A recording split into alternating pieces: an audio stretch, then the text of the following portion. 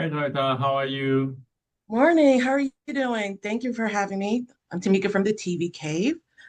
Um, First, congratulations, Thank you. and two for Drops of God. When you first started, sorry, I'm getting a little nervous with the project. What was it about wine and identity inheritance that made you think it could be a global multilingual series? Well, What I appealed think to you about the story? I think what really interested me was the fact that you have smell and taste can carry emotions, and wine is a beverage made from humans to humans, and by doing that,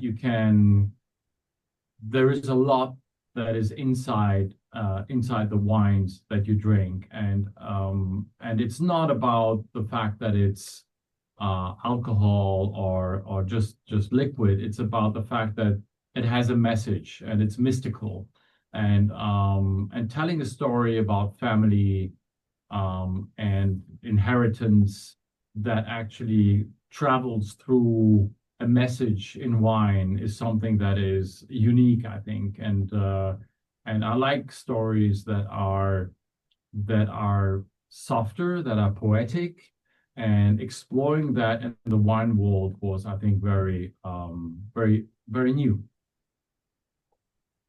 Definitely. And I love how you talked about the about identity and inheritance. And the show has three languages in it, and which comes off seamlessly from like character to character.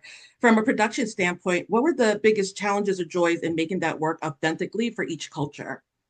It's super complicated. I mean, there's a reason people don't do it, no? I mean, Yeah. it's not just the character, it's not just the languages on set, but it's we have an Israeli director, so he doesn't speak French, he doesn't speak Japanese.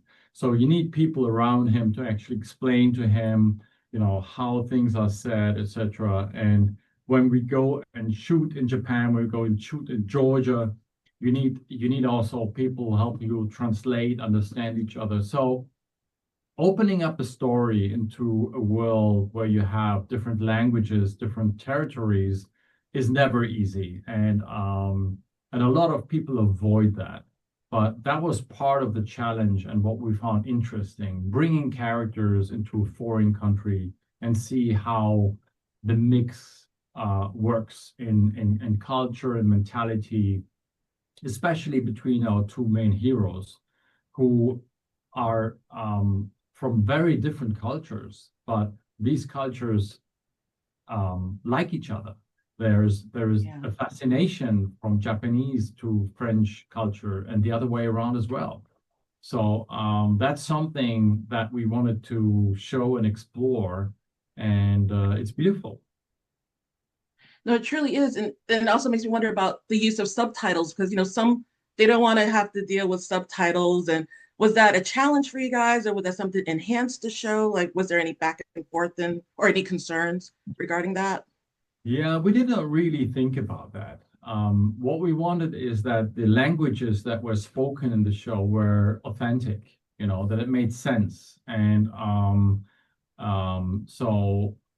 in the end, the audience can choose in many countries whether they want to have this like dub translated or whether they want this with subtitles. And I think today there are quite some big shows which are subtitles. I mean, we're not the first one, so I think the audience is now getting used to it.